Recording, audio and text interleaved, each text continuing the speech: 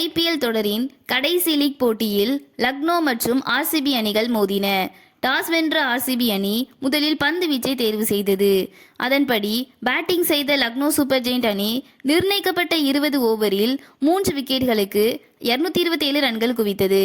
சிறப்பாக ஆடிய ரிஷப் பண்ட் சதமடித்து 118 ரன்களுடன் ஆட்டமிழக்காமல் இருந்தார். இதையடுத்து 228 ரன்கள் எடுத்தால் வெற்றி என்ற இலக்குடன் களமிறங்கிய ஆர்சிபி அணி ஜித்தேஷ் சர்மாவின் அதிரடியால் 18.4 ஓவரில் 230 ரன்கள் எடுத்து அபார வெற்றி பெற்றுள்ளது. இதன் மூலம் புள்ளிப்பட்டியலில் 2வது இடம் பிடித்து குவாலிஃபயர் 1 என்ற சுற்றுக்கு பெங்களூரு அணி தகுதி பெற்றுள்ளது.